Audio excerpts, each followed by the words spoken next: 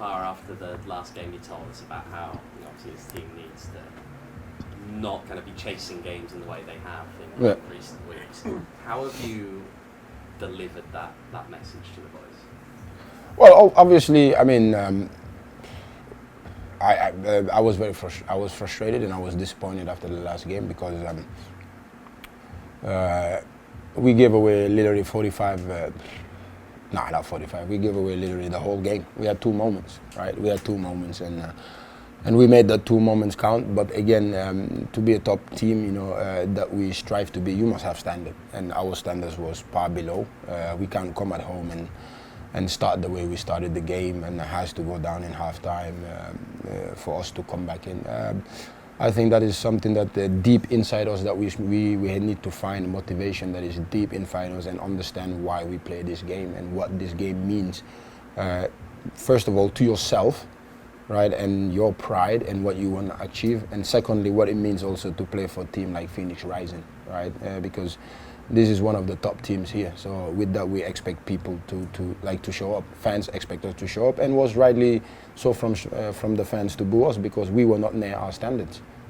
So for that, I get it. But there's millions of people that wish they were in our shoes, and that's something that for us we must take in and believe in. But it's one thing that I know that this group have, and I know not everybody can see it, but the driving spirit, what everything has happened to us so far this year, they keep coming. They keep coming back. They keep standing up, right? We get knocked down, we keep standing up. And that shows that it's there. Now it's for the last 5 games, can we just find a little lighter to it and light that fire and we can continue to go. Because the Phoenix is from the ashes, right? So we have to stand up.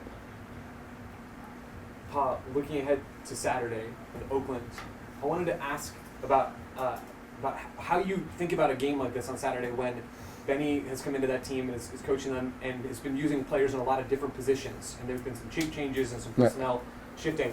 How does that impact your preparation and your staff's preparation for a game like that when maybe you have a smaller amount of concrete evidence of how they want to play because there's been so much change? Well, obviously, you look at patterns, you look at everything, but again, for me, not trying to sound arrogant, but I only look at my team because I need to prepare my team and for us to get a win. And that's the only thing I'm focusing on, is getting a win on Saturday, right? The boys deserve wins, right? They've showcased that's it, but we have to come out strong. We have to come out on the front foot.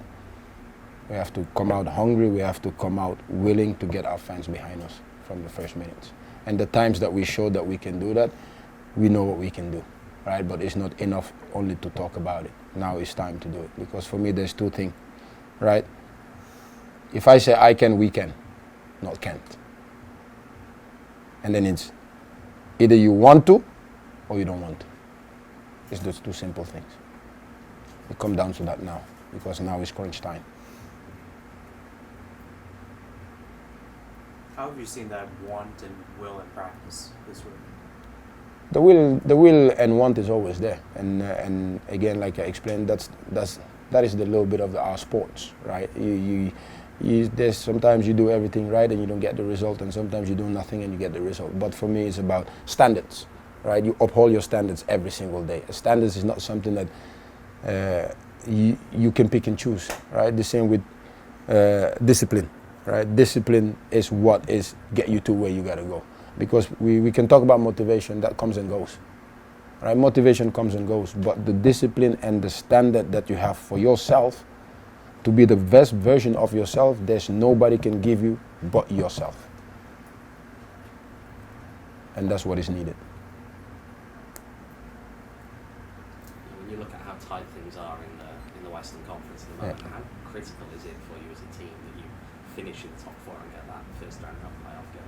Well, every game is critical and massive because you see the table. It can go. You can be 8, you can be 9 this week, and then you can be 3rd or 4th next week. So, for us is again, you have to capitalize what is in front of you because that opportunity is Saturday, right? That opportunity is today because we don't know what tomorrow holds.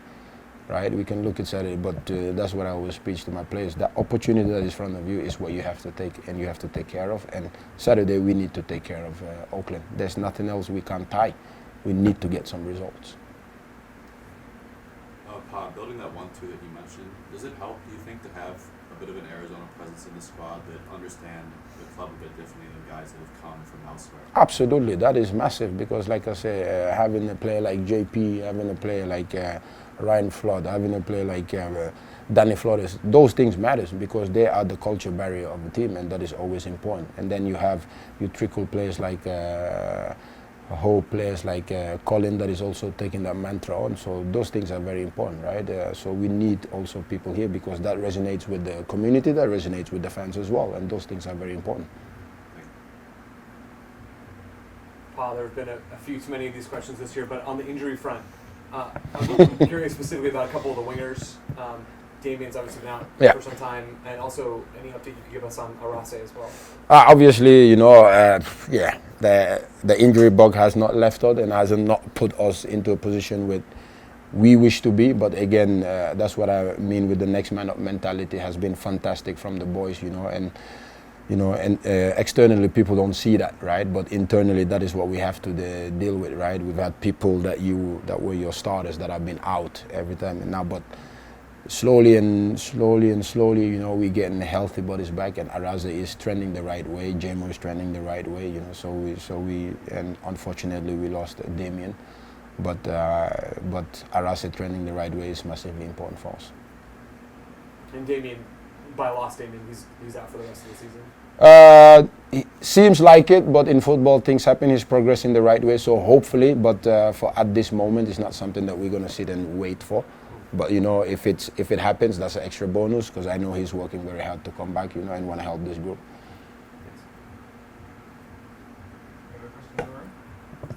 Over the Eastern Conference last weekend, obviously there was an incident in the Hartford-Pittsburgh game with an allegation that racial slur was used in that match, and Hartford walked off after that.